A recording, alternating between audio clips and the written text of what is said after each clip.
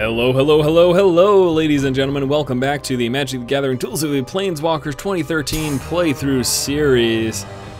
We defeated our first Planeswalker in the first episode, Talrand. Then we killed a bunch of Suntail Hawks in this encounter. Now it is time for another encounter, the Cult of Flame. Overcome this encounter, they say.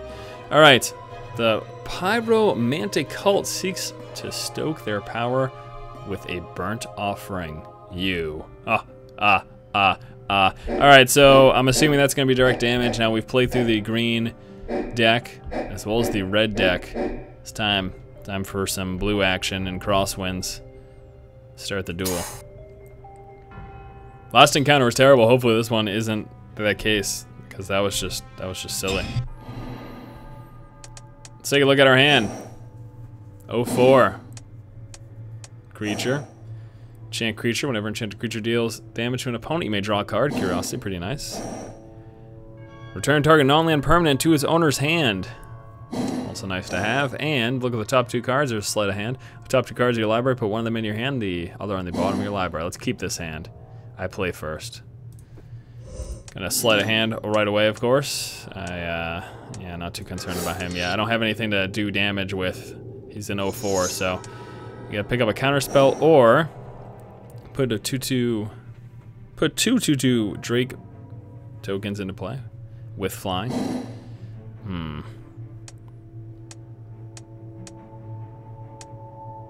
Yeah, I kind of like that. Let's just take that. All right. Just wanted some offensiveness here, you know? Now I'll be interested to see exactly what this deck consists of. The last encounter was literally entirely Suntail Hawks, which was silly as heck. I wonder if this is just gonna be entirely direct damage, which could be actually pretty scary. I'm not gonna put that on anything. Let's continue. Please just continue, thank you. All right, I'm a little nervous.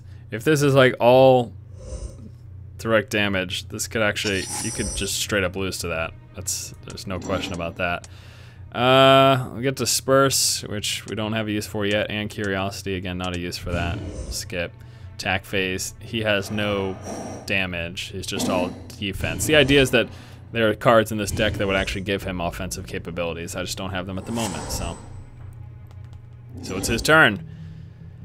All right, Mr. Red Cult, what do you got here? There it is. Is it gonna be all Pyromancers? I think it is. These are actually not bad. It's you can see pings. Tap it to deal 1 damage to a creature or player. So he can force damage through is the thing. And I am gonna return that to his hand, I think. But before any of that, I wanna throw this guy in play. Get my 2/2/2 flying creatures. I need to do as much damage to him as possible. I'm also gonna throw Curiosity in one of those. I just need to keep those guys out of play pretty much. Now they are affected by Summoning Sickness, so when he plays another one this turn, he's not going to be able to double ping my 2/2s to kill them. I'm positive he's gonna play another one. These encounters, I really, for some reason, think are the stupidest. Yeah, okay, so he's got nothing but those. And that's actually kind of scary. This could be pretty scary. I'm gonna be a little nervous here. So what I'm gonna do though, check this out. What did I draw into? Return an instant from your graveyard to your hand. That's actually really, really awesome. So first thing, check this out. Disperse. Gonna throw the one without Summoning Sickness back to his hand. Now he's probably gonna ping someone in response. He's gonna ping me. So I take 1 damage down to 19. Okay. Now, what's gonna happen next is I am gonna throw this in play. I'm gonna enchant a 2/2 creature. So what's happening here is he's enchanted. Whenever he deals damage to an opponent, I draw a card. So I'm gonna be drawing lots of cards as long as I can keep his hand pretty low during my attack phase. Swing with these. He can't block them, they've got flying. He can't ping them, that guy has Summoning Sickness. Right? I'm gonna draw a card too, now that he's doing damage, which is good. So I'm gonna hopefully rely on that card drawing to keep me going until he eventually is able to ping that 2/2, which, I don't know I think I'll be able to stop him this turn. We'll see. So he's gonna play another one, of course. The scary thing is once he gets a 6 mana and he can play 2 of them a turn, that's when it's going to get really, really threatening. So let's take a look at this right here. 8/7 flying. Are you kidding me? I'm going to be able to play that soon too. That is a riot. No, but first check this out. Ready? Archaeomancer in play. I am going to return. This is awesome. Return Disperse back to my hand. Okay. This is awesome. All right. Now, I'm gonna swing him for 4.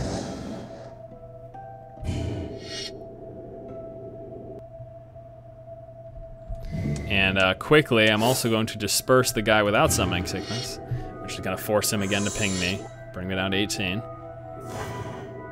It's fine.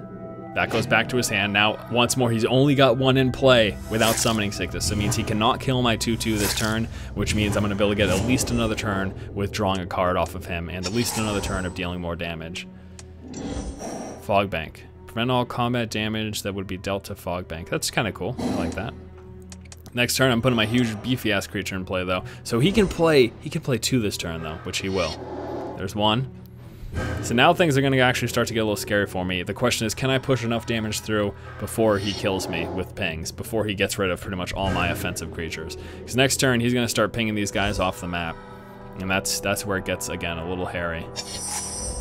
But I got some good stuff here, and let's see what I just drew into. All right, 4 into play with a kicker of 5. Put a token on the battlefield that's a copy of target creature.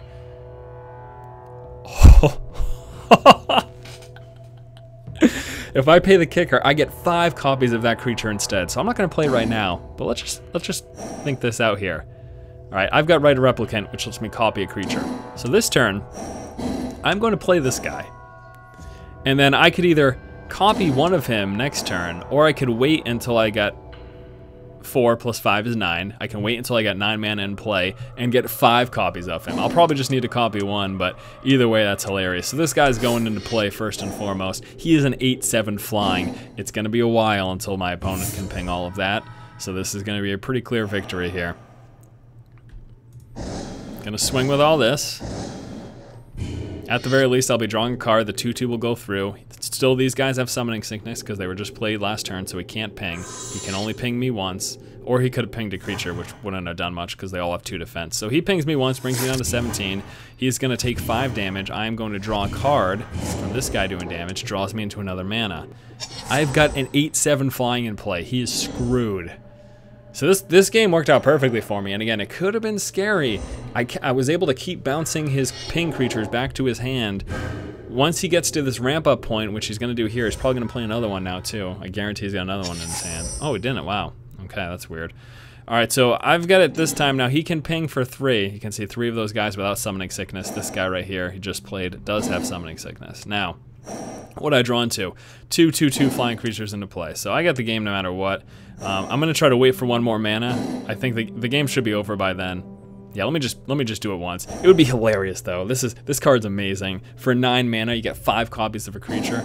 I'm just gonna do it now though, because I should have the game this turn, and if I don't, I have it next turn. So we're gonna do the right, and we are gonna just play it without its kicker cost, and we're gonna copy the 8/7 flying. That's who's going into play. And then I'm also going to play this guy, get 2/2 flyings in play. So quite a clear victory here. But it was really closer than it looked. I lucked out in that I was able to continuously bounce his creatures with Summoning Sickness back to his hand, which allowed me to keep drawing, and yeah, that could have been a lot worse than it turned out to be. But this is the game right here. So he's gonna ping me for 1. He's not even trying. He's gonna ping me for 2. This is just stupid here. Yeah. All right, so we win this turn. There you go. These first few encounters, not too hard at all. There's the victory, guys. Force wins against the deck filled with Pyromancers. These encounters are weird. I'm not a huge fan of them. Defeat an encounter which unlocked a card, which is awesome. So I unlocked Talrand Sky Summoner, which is pretty cool. Whenever you cast an instant or sorcery spell, you put a 2/2 blue Drake creature with flying into play. That's a pretty cool card. Yeah. I'm a fan of that Talrand, legendary creature, Merfolk Wizard. And that does it for this episode of our Duels of the Planeswalkers 2013 playthrough series. We're almost through the first tier after defeating Talrand, beating these two encounters pretty handedly. And next up is Garruk.